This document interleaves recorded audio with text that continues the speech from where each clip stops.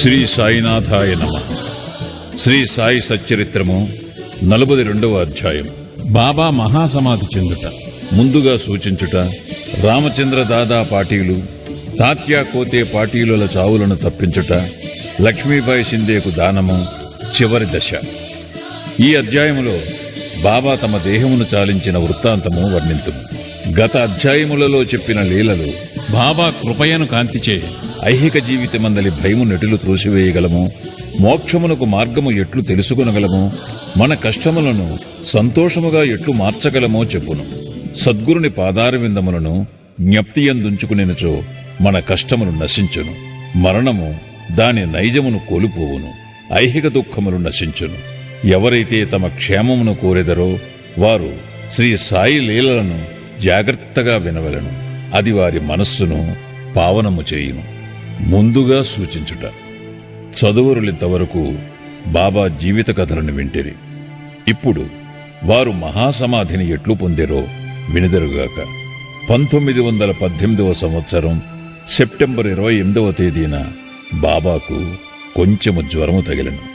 జ్వరము 2-3 దినములుండెను. కాని అటు తరువాత బాబా భోజనము మానెను. అందుచే క్రమముగా బలహీనులైరి. 17వ రోజు అనగా 1918వ సంవత్సరం అక్టోబరు 15వ తేదీ మంగళవారం 2:30 బాబా భౌతిక శరీరమును విడిచిరి. ఈ విషయమును 2 సంవత్సరములకు ముందే బాబా సూచించిరి కాని అది ఎవరికీ బోధపడలేదు. అది ఇట్లు జరిగాను. 1916వ సంవత్సరం విజయదశమి నాడు సాయంకాలం గ్రామములోని వారందరూ సీమోల్లంఘనమనర్చి తిరిగి వచ్చుచుండగా బాబా హఠాత్తుగా కోపోద్రిక్తులైరి. సీమోల్లంఘనమనగా గ్రామపు సరిహద్దును దాటుట. బాబా తమ తలగుడ్డ, కఫిని, లంగోటీ తీసి వానిని చించి ముందున్న ధునిలోనికి విసిరివేసిరి. దీని మూలముగా ధుని ఎక్కువగా మండజొచ్చాను. ఆ కాంతిలో బాబా మిక్కిలి ప్రకాశించాను. బాబా అక్కడ దిగంబరుడై నిలిచి ఎర్రగా మండుతున్న కండ్లతో బిగ్గరగా ఇట్లరిచాను. ఇప్పుడు సరిగా గమనించి నేను హిందువునో మహమ్మదీయుడునో చెప్పుడు. అచటనున్న ప్రతివాడు గడగడ వణికిపోయాను. బాబా వద్దకు పోవుటకు ఎవ్వరూ సాహసించలేకపోయారు. కొంతసేపటికి భాగోజీ షిండే ధైర్యముతో దగ్గరికి పోయి లంగోటిని కట్టి ఇట్లనెను, బాబా, సీమోల్లంఘనము నాడు ఇదంతయునేమి? ఈ రోజు నా సీమోల్లంఘనము అనుచు బాబా సటకాతో నేలపై కొట్టెను. బాబా రాత్రి 11 గంటల వరకు శాంతించలేదు. ఆ రాత్రి చావడి ఉత్సవము జరుగునో లేదో అని అందరూ సంశయించేరి. 1 గంట తరువాత బాబా మామూలు స్థితికి వచ్చాను. ఎప్పటివలే దుస్తులు వేసుకుని చావడి ఉత్సవమునకు తయారయ్యాను. ఈ విధముగా బాబా తాము దసరా నాడు సమాధి చెందుదమని సూచించిరి. కాని అది ఎవరికీ అర్థము కాలేదు. దిగువ వివరించిన ప్రకారము బాబా మరొక సూచన కూడా చేసిరి. రామచంద్ర పాటేల్, తాత్యా కోతే పాటీళ్ల మరణము తప్పించుట. ఇది జరిగిన కొంతకాలము పిమ్ముట రామచంద్ర పాటీలు తీవ్రముగా జబ్బుపడెను. అతడు చాలా బాధపడెను. అన్ని ఔషధములు ఉపయోగించెను కాని అవి గుణమునివ్వలేదు. నిరాశ చెంది చావుకు సిద్ధముగా నుండెను. ఒకనాడు నడిరేయి బాబా అతని దిండు వద్ద నిలిచాను. పాటీలు బాబా పాదములు పట్టుకుని, నేను నా జీవితముపై ఆశ వదులుకున్నాను. నేనెప్పుడు మరణించెదనో దయచేసి చెప్పుడు అనెను. దాక్షిణ్యమూర్తియగు బాబా, నీవు ఆతురపడవద్దు. నీ చావు చీటి తీసివేసి తిని త్వరలో బాగుపడేదవు. కాని తాత్యాకోతే పాటీలు గూర్చి సంశయించుచున్నాను. అతడు 1918వ సంవత్సరం విజయదశమి నాడు మరణించును. ఇది ఎవరికినీ తెలియనీయకు, వానికి కూడా చెప్పవద్దు. చెప్పినచో మిక్కిలి భయపడును అనేది. రామచంద్ర దాదా జబ్బు కుదిరెను. కాని అతడు తాత్యా గూర్చి సంశయించుచుండెను. ఏలనా బాబా మాటకు తిరుగులేదు. కనుక తాత్యా 2 సంవత్సరములలో మరణము చెందుననుకున్నాను. దీనిని రహస్యముగా నుంచాను. ఎవరికినీ తెలియనీయలేదు. కాని బాలాశింపికి మాత్రమే చెప్పాను. రామచంద్ర పాటీలు, బాలాశింపి ఈ ఇరువురు మాత్రమే తాత్యా గూర్చి భయపడుచుండెరి. రామచంద్ర దాదా త్వరలో ప్రక్క నుండి లేచి నడువసాగాను. కాలము వేగముగా కదిలిపోయాను. 1918 భాద్రపదము ముగిసెను. ఆశ్వేజమాసము సమీపించుచుండెను. బాబా మాట ప్రకారము తాత్యా జబ్బు పడెను, మంచము పట్టెను. బాబా దర్శనమునకై రాలేకుండెను. బాబా కూడా జ్వరముతో నుండెను. తాత్యాకు బాబా యందు పూర్తి విశ్వాసముండెను. బాబా శ్రీహరిని పూర్తిగా నమ్మియుండెను. దైవమే వారి రక్షకుడు. తాత్యా రోగము అధికమయ్యను. అతడు కదలలేకపోయాను. ఎల్లప్పుడూ బాబానే స్మరించుచుండెను. బాబా పరిస్థితి కూడా క్షీణించాను. విజయదశమి సమీపించుచుండెను. రామచంద్ర దాదాయు బాళాశంపియు తాత్యా గూర్చి మిగుల భయపడిరి. వారి శరీరములు వణకజొచ్చెను. శరీరమంతయు చెమటలు పట్టెను. బాబా నుడివిన ప్రకారము తాత్యా చావు దగ్గరకు వచ్చిననుకునిరి. విజయదశమి రానే వచ్చాను. తాత్యా నాడి బలహీనమయ్యాను. త్వరలో ప్రాణము విడుచునని అనుకొనిరి. ఇంతలో గొప్ప వింత జరిగెను. తాత్యా నిలచెను. అతని మరణము తప్పెను. అతనికి బదులుగా బాబా దేహత్యాగము చేశాను. వారిలో వారు మరణము మార్చుకున్నట్లు కనిపించాను. బాబా తన ప్రాణమును తాత్యా కోసం అర్పించనని జనులనుకునిరి. బాబా ఎందుకిట్లు చేసెనో బాబాకే తెలియను. వారి కృత్యములు అగోచరములు. ఈ విధముగా బాబా తమ సమాధిని సూచించిరి. తమ పేరుకు బదులు తాత్యా పేరు తెలిపిరి.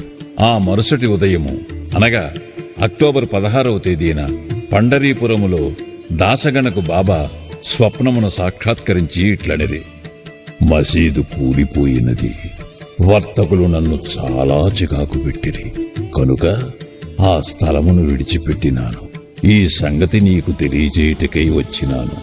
వెంటనే అక్కడికి పొమ్ము. నన్ను చాలినన్ని పుష్పములచే కప్పుము. షిరిడీ నుంచి వచ్చిన ఉత్తరము వలన కూడా దాసగనుకి ఈ సంగతి తెలిసింది. అతడు వెంటనే శిష్యులతో షిరిడీకి చేరను.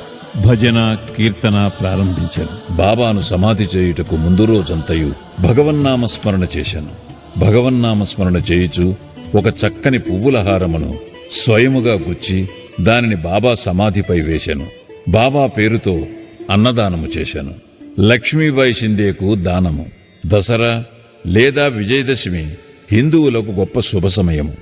ఈ దినమున బాబా సమాధి చెందుటకు నిశ్చయించుకొనుట మిగుల సవ్యముగానున్నది. కొన్ని దినముల నుండి వారు వ్యాధిగ్రస్తులుగా నుండిరి.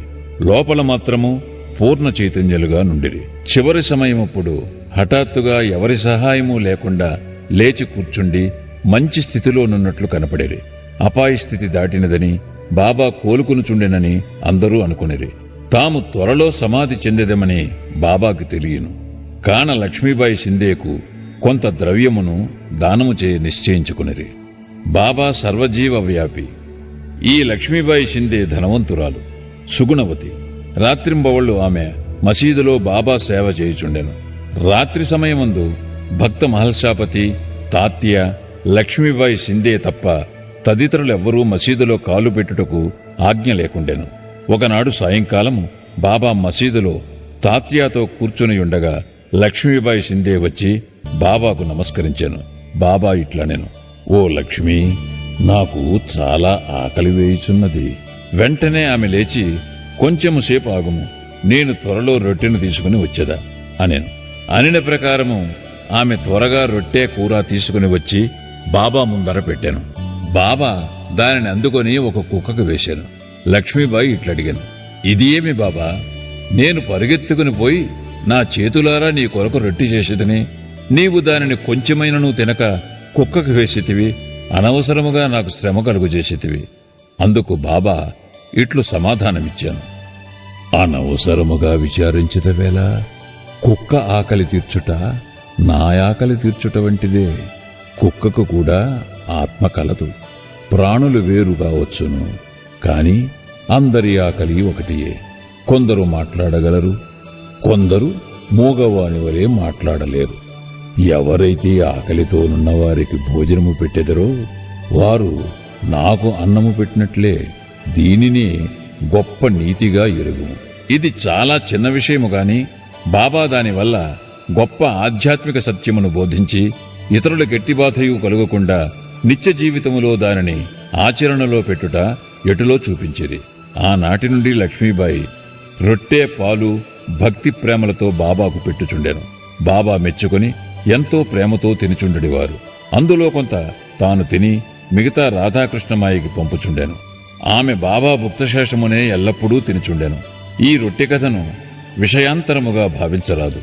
దీనిని బట్టి బాబా సర్వజీవుల యందు గలడని తెలుసుకొనగలము. బాబా సర్వవ్యాపి, చావు పుట్టుకలు లేనివారు అమరులు. బాబా లక్ష్మీబాయి సేవలను జ్ఞప్తి యందుంచుకునిరి. ఆమెను మరచెదరెట్లు. బాబా తన భౌతిక శరీరమును విడుచుచున్నప్పుడు తన జేబులో చేయి పెట్టి ఒకసారి 5 రూపాయలు, ఇంకొకసారి 4 రూపాయలు, మొత్తము 9 రూపాయలు తీసి లక్ష్మీబాయికిచ్చిరి. ఈ సంఖ్య 21వ అధ్యాయములోని నవవిధ భక్తులను తెలియచేయును. లేదా ఇది సీమోల్లంఘన సమయమున ఇచ్చు దక్షిణ ఎనుకొనవచ్చును. లక్ష్మీబాయి షిందే ధనవంతురాలగుటచే ఆమెకు ధనం అవసరము లేదు. కనుక బాబా ఆమెకు ముఖ్యముగా నవవిధ భక్తులను గూర్చి బోధించి ఉండవచ్చును. భాగవతము 11వ స్కంధము 10వ అధ్యాయములో 6వ శ్లోకము పూర్వార్ధమున 5, ఉత్తరార్ధమున 4 విధముల భక్తి చెప్పబడి ఉన్నది. బాబా ఈ ప్రకారముగా మొదట 5, తదుపరి 4, మొత్తము 9 రూపాయలు ఇచ్చాను. ఒక 9 కాక 9కి ఎన్నో రెట్ల రూపాయలు లక్ష్మీబాయి చేతి మీదుగా వ్యయమైనవి. కాని బాబా ఇచ్చిన ఈ 9 రూపాయలు ఆమె ఎన్నటికీ మరువదు. మిక్కిలి జాగరూకత మరియు పూర్ణ చైతన్యము కలిగియుండు బాబా అవసాన కాలముందు కూడా తగిన జాగ్రత్త పడెను. తన భక్తులపై గల ప్రేమానురాగములయందు తగులుకొనకుండునట్లు వారందరినీ లేచి పొమ్మనిరి. కాకా సాహెబ్ దీక్షిత్, బాబూ సాహెబ్ బూటీ మొదలగువారు మసీదునందు ఆందోళనతో బాబాను కనిపెట్టుకునియుండిరి. కాని బాబా వారిని వాడాకు పోయి భోజనము చేసి రండనిరి. వారు బాబాను విడువలేకుండిరి, బాబా మాటను జవదాటలేకుండిరి. మనస్సునందు ఇష్టము లేనప్పటికీ వారు పోలేక మసీదు విడిచిపోయిరి. బాబా స్థితి అపాయకరముగా నుండెనని వారికి తెలియను. కనుక వారు బాబాను మరువకుండిరి. వారు భోజనమునకు కూర్చుండెరే కాని వారి మనస్సు బాబాపై నుండెను. వారు భోజనము పూర్తి చేయకమునిపే బాబా తమ భౌతిక శరీరమును విడిచెనని వార్త వచ్చాను. భోజనములను విడిచి అందరూ మసీదుకు పరిగెత్తిరి. బయాజీ అప్పా కోతేపై బాబా దేహము ఒరిగియుండెను. వారు నేలపై గాని తమ గద్దెపై కాని పడలేదు. తమ స్థలములో ప్రశాంతముగా కూర్చుండి తమ చేతితో దానము చేయుచు శరీరము విడిచిరి. యోగులు శరీరము ధరించి ఏదో పనిమీద భూలోకమునకు వత్తురు. అది నెరవేరిన పిమ్మట వారెంత నెమ్మదిగాను సులభముగాను అవతరించిరో అంత శాంతముగా వెళ్ళెదరు. శ్రీ సాయినాథాయ నమః. 42వ అధ్యాయము సంపూర్ణము. సద్గురు శ్రీ సాయినాథార్పణమస్తు. శుభం భవతు.